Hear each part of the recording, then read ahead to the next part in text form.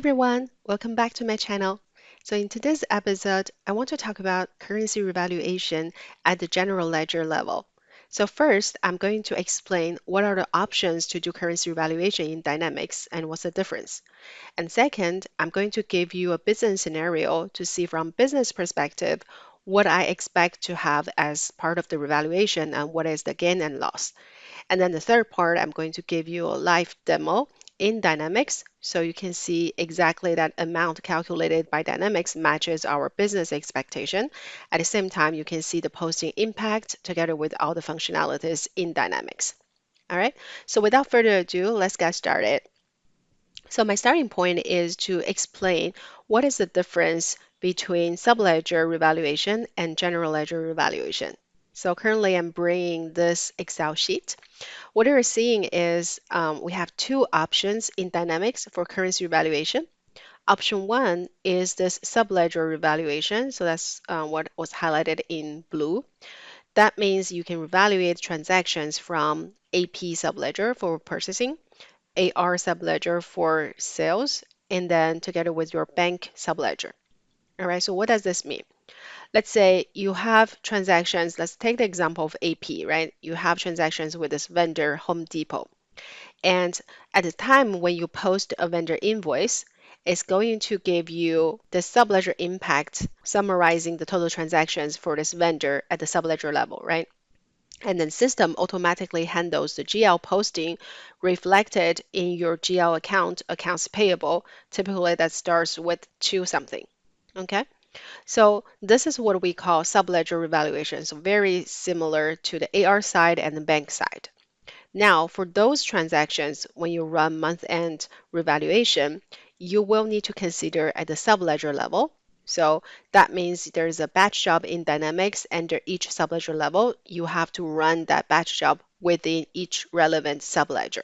And again, that revaluation is going to be reflected on your general ledger automatically by Dynamics, posting to your profit and loss account. We're going to have a separate video to further explain the subledger evaluation process. But for today, we want to focus on this second option with the general ledger revaluation. So the difference is for this general ledger revaluation, typically you don't have any subledger impact, meaning let's say I want to revaluate a loan account. I'm lending money to my subsidiary company and I want to revaluate at month end.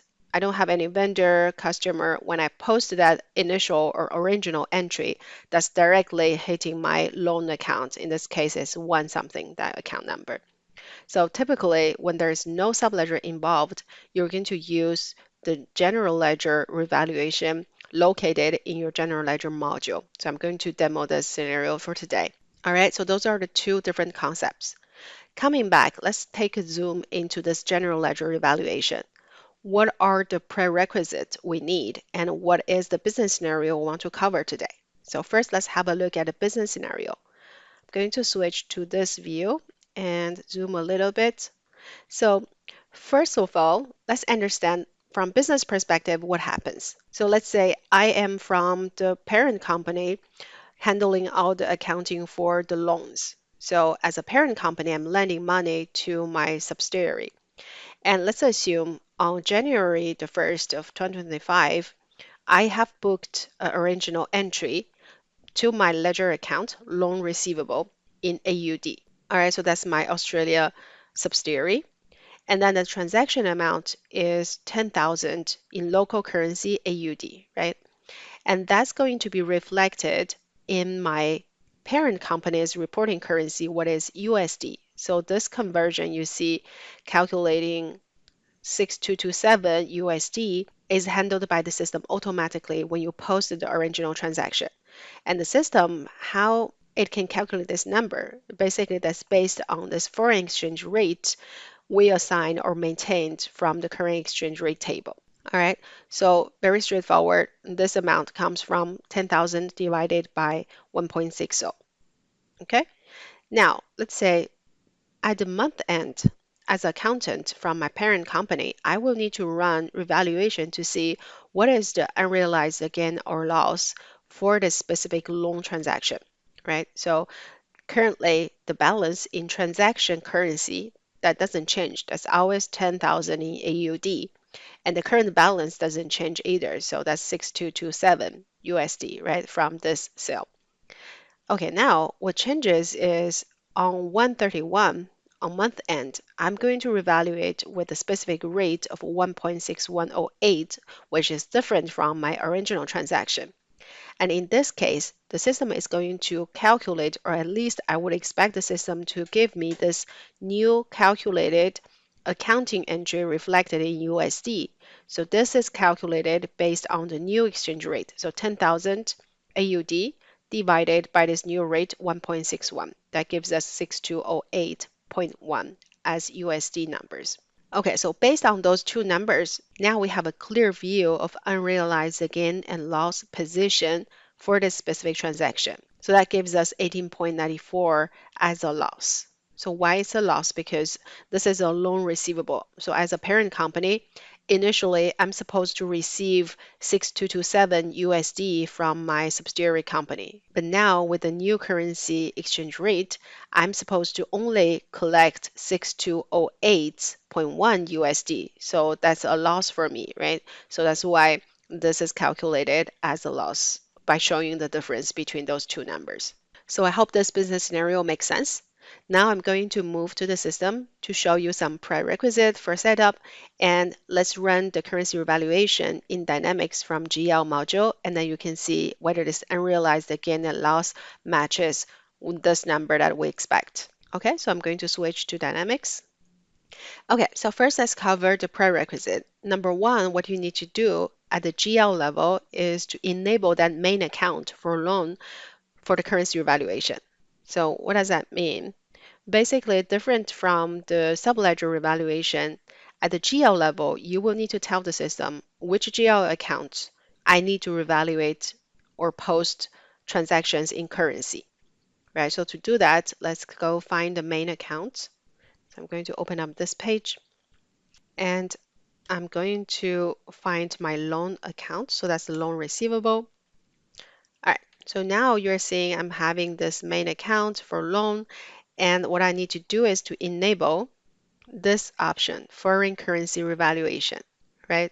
And then I will need to let the system know what is the exchange rate type the system should pick for this revaluation. So typically in this list, it comes from your currency table. I'm going to show you in a second, but you have the possibility at the main account level to define for this specific account, I want to use a closing rate, or I want to use an average rate, or I want to use a default rate. In my case, I want to use the default month-end rate, so that's why you're seeing this value is assigned. So now, as a second prerequisite, I'm going to navigate to the currency exchange rate table to show you the difference. So again, that's under General Ledger, and I'm going to show you this currency exchange rates. Okay, so first of all, you will need to make sure we have created this exchange rate type based on your company needs, right? And you can switch easily between rate type. In my case, I want to use default for revaluation, so that's why I keep it here. And then you will be able to see all the currency pairing from currency to currency. And you only need to maintain or create one pairing. You don't need to have like both directions. The system is going to handle that automatically. So in my case, I'm using AUD, so I will filter on the currency AUD from USD. On the right-hand side, you're going to see all the available rates in the system that you either imported or manually created or using a third-party add-on. Please feel free to reference back to my video on the Oanda if you want to have the API to automatically populate your exchange rates. I'm going to put the link below. Okay, and in my case, I'm going to make sure I have rates for 1/1/2025. That's my original transactions. So now let me scroll up. So the initial point is 131, but if the starting date is 1/1, at that time the system doesn't have a rate for 131, right? So it's going to pick whatever rate available from the latest one. So that's 12/13/2024. So this 1.6059 is going to be used on my original transaction. And then the revaluation is 131. So obviously this 1.6108 is going to be used. So that matches our expectation here of the Forex rate. All right, coming back now, we have covered those two prerequisites. The third one is going to post your original transactions. So I have that already done. I'm going to switch to another tab and let's see. So this is my general journal. I have already posted. Just for the sake of time, I'm not doing it live in this video, but you can see the transaction date is 1/1/2025. And then the ledger account is our GL loan receivable account with the financial dimensions. And then the debit side is going to be 10,000 in local currency AUD. Sorry, it's in transaction currency AUD. Now I'm going to scroll to the right so you can see the offset and the currency. Okay, perfect. So now you see the currency here. I have changed to AUD. And then the exchange rate, as expected, this is based on the rate of 12/30/2024. And you see the rate has been converted to the other direction, right? Because in this rate table, we see 1.6059, but on my journal transaction, the system automatically calculates for the other direction because the original transaction is AUD.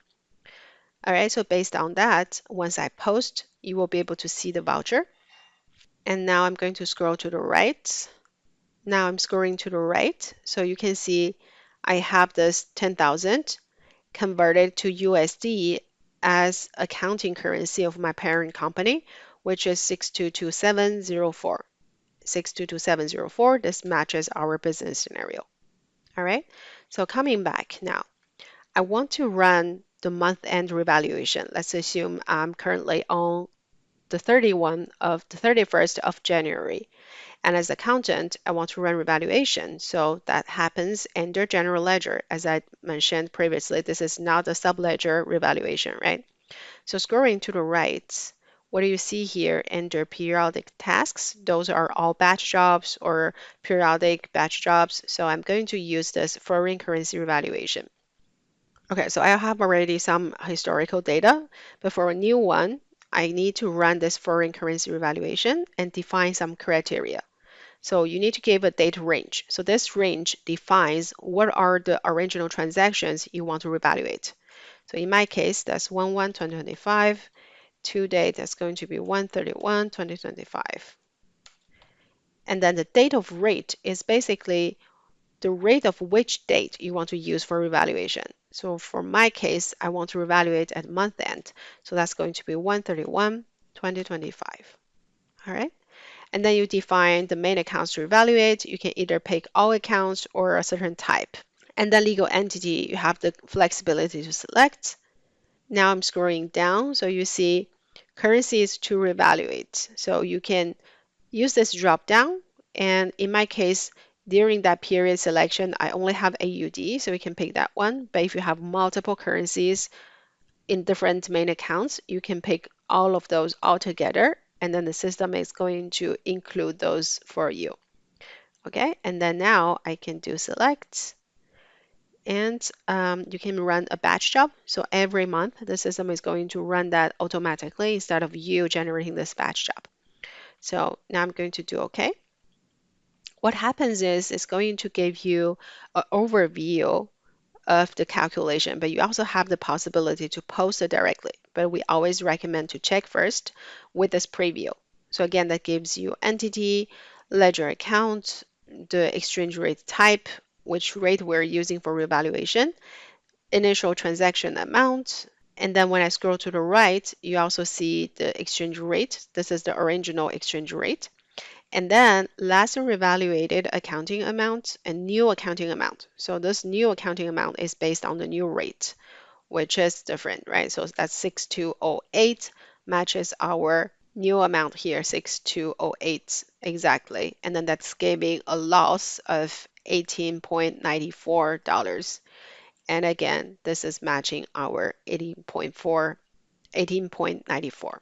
Okay, a good thing with this is for audit purposes or just for accounting analysis purposes, you can export this analysis to Excel. Currently, I only have one transaction, but let's say month end, you have a lot of currency transactions.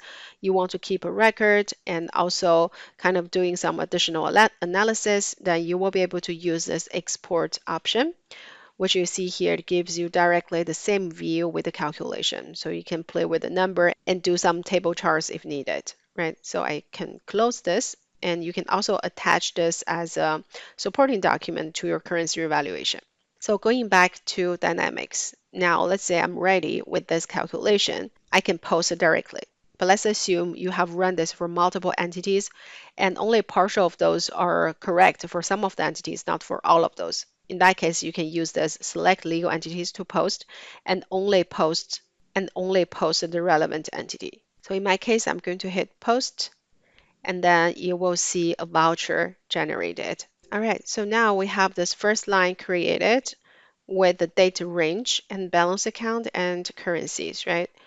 And if you have an internal review process, you can also have someone come in and check the voucher transactions and then mark this as reviewed. So let's see, this is your voucher. Basically, you're using this gain and loss for unrealized. On the GL revaluation, is always unrealized. All right, and where those accounts are coming from.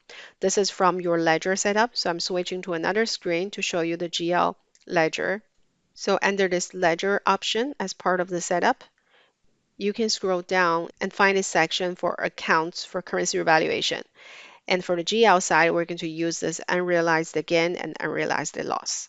Okay, I'm going to switch back to my voucher from previous screen. So those are the gain and loss, and I can scroll to the right so you see this is the 18.94 loss I posted.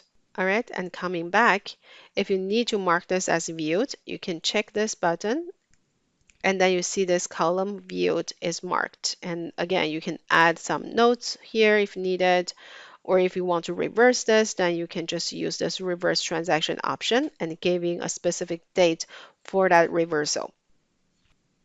All right, that's everything I want to show today. Hopefully this makes sense and this helps you to understand how revaluation happens at GL level and how that's calculated by the system.